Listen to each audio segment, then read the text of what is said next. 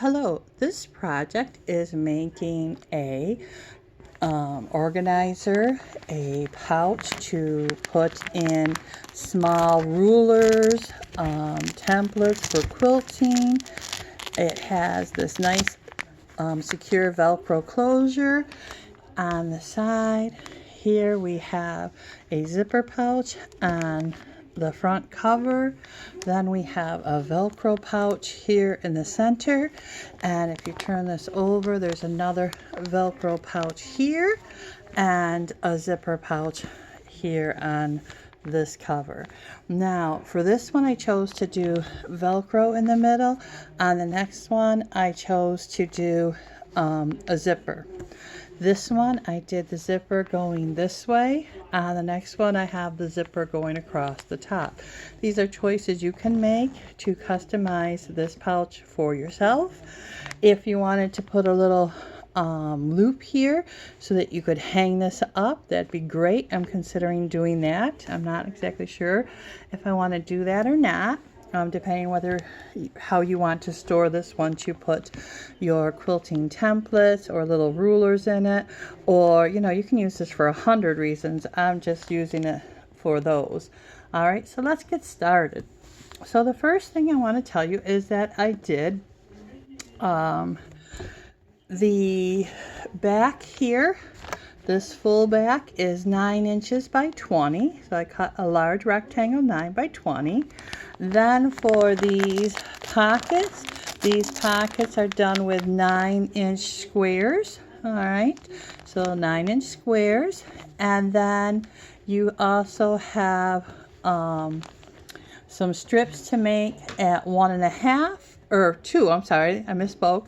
Some strips to make at 2.5, 2. Oh my goodness. I need to look at my notes here. The squares are 9 by 9. The rectangle's 9 by 20. The strips that I used around the sides are 2 inches by width of fabric, and then I fold them in half and press them. And then the piece that I use for around the zipper is 4 inches, and I cut that width by fabric and folded it back. And then I cut it down as I go, and I cut my plastic into 7 by 7 inch squares. Now I'm using a plastic sheet from a 3-ring binder. So you want to make sure you're using a heavyweight one. Some of them are very thin. So I'm using, I think it's a middleweight actually, but it's quite stiff. And when I use it, I use 2 layers. All right, 2 layers of plastic. So I cut that from that. I don't know how this will wash. I don't plan on washing mine. I know there's other products on the market that are plastic and maybe will wash better. I kind of chose to do this at the last minute, and I'm using what I have on hand. You could also make this project without using any of the plastic and just make it with regular pockets. And let's see, here is the one I made without any plastic, just pockets. Okay, so in this one without any plastic, I just used material and made my pockets, made them like zipper pouches, and just added them here in the middle and on the sides. All right, so there are different ways to do this project. This technique that I'm going to show you is the plastic. Okay, but where you see the plastic, you can just use a real piece of material cut to the 9 by 9 square. Okay, so let's get started. So I cut my plastic at 7 by 7. I took my strip of 2-inch fabric that I had folded in half and pressed, and I put that on 3 sides. All right, just using your 1/4-inch seam, and then I press that back. Okay, and I do that on the 3 sides. Now at the top, I have put in a zipper. Now to put the zipper in, when I put my zippers in, I put the piece of fabric laying this way across the zipper. I sew down here. Oh, I got something in the background. It's going to make it harder to see. All right, so I lay my fabric over the zipper pull. I make a seam. Then I fold it back and I top stitch to keep that from getting caught in the zipper. I buy my zippers in bulk, and with my heavy duty machine I can just go over the edge there, making sure the tab is in the middle, and cut off any extra. Doing the same at this end, just cutting it down off the extra and sewing that seam so it's equal. All right. So you want to do that on both sides. You want to make 2 of these sets with 2 having the zippers going this way and 2 of the zippers going the other way. So you have a right and a left side for both the center and the cover. Okay, so that's how you make this. You just lay this on here again and sew that down and trim it. Okay, so that is one piece.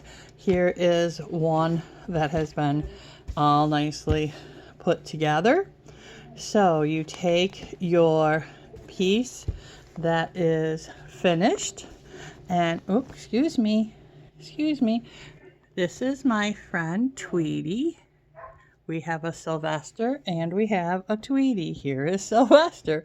Wow, we're getting quite a bit of company tonight. Okay, friends, let's see if we can skedaddle. All right, so you put your piece on your block for the center, okay, and you just simply sew it down. Sewing it down, and then at the top, fold back the extra. So here is the center block, and here is the block that's on the cover. All right, so here's the cover. All right, oh, there's little Tweety. I get so much company when I'm trying to sew and to do a video. But there she goes. I rescued my slipper, I don't know if you can see it over here, from the puppy earlier. Okay, so here is the full 20 inches, and this is the front of the cover. No, this is the inside of the cover, the lining of the cover. You've cut 2 of those rectangles, one for the inside and one for the outside. I'm using flannel. You could use interfacing for that 9 by 20 inch rectangle. Here is a made piece with the edging on. It's hard to see, but the plastic is there. And you just lay that on and sew it down. Okay, when you come to the top, you can just fold this back to make it fit. Okay, you sew that down to make it fit. Now you will have a raw edge here, so I took my 2-inch strip again that has been folded over and pressed, and I laid that right on top. Okay, and then I just sewed it down and folded it over. I fold that over again. So you sew it down on the raw edges to raw edges.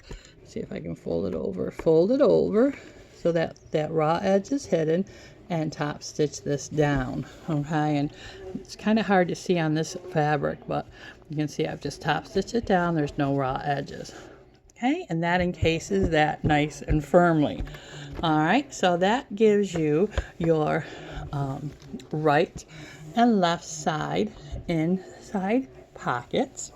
Now, when you have your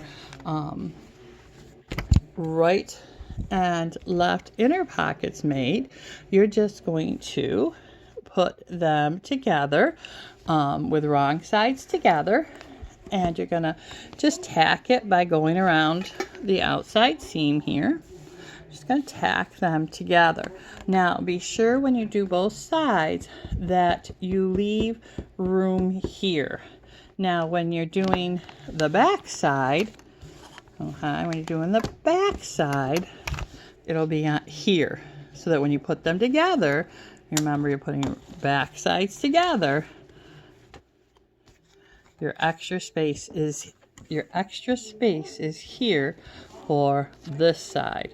All right, and when you turn it over, there it is on this side. Okay, you just want to have that extra space for sewing it into the actual organizer. Okay, so making sure that you do that with the opposite sides. Okay, so the space is here in this one and here on this one. You can see where the pull tab is. All right, then once you get those tacked together with your 1/4 inch seam, you're going to bind them. You're going to bind these two together, and you're going to bind your full one together. So you're going to need to do binding twice for this project, one on the full rectangle and one on your center squares. Now to do binding, you can cut your 2.5 inch strip, cut it by width of fabric. I cut 3 strips, and I believe I cut mine 2.5. And where'd it go? All right, then placing the right sides together. All right, putting the right sides together, you put it together like this. Let's slide that out of the way so you can see.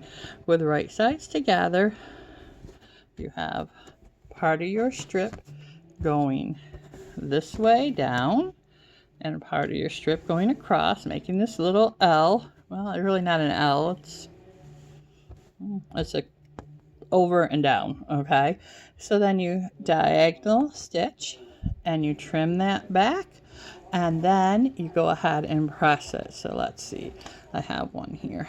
Okay, so here it is trimmed, and you just fold that in half and press it down. Okay, just press that right down in the half. Okay, that's how to make the strip for the binding. So you take that binding piece, let's see here if I can find the end quick. All right, so you take that, and now there's a lot of different ways people do the end of their binding. I like to take the end of my binding, fold it in like this. Let's see if I can do it with, okay, and make this diagonal. Okay, just press that down. Okay, then you take that and you lay it on your spot. Oh, it's got some dirt on the end of that, on the bias, on the end there. You can trim that off. All right, and then I start sewing about down here, so that when I come around, I can tuck the end in here, fold this over, and there's no raw edges. All right, and there's no real bulk because you're on this angle. All right, so you go ahead and you stitch this around at the 1/4. When you come to the corner, I fold it back, make a nice angle, and keep right on sewing. Okay, right like that. All right, so when you come around to this corner, you're just gonna lay the end. Let's see if I can do this in a way that you can see. You're just gonna bring that end around, lay it in, trim it off, and just tuck it in there. Okay, just tuck it in there, trim it off, tuck it in there, and sew it down. Okay, simple as that. So I hope you enjoy this project. After you bind the large one, remember you do need to bind your inner squares, and then you just lay them in the center. After they're bound, you lay them in the center of your outside rectangle, and you sew them down.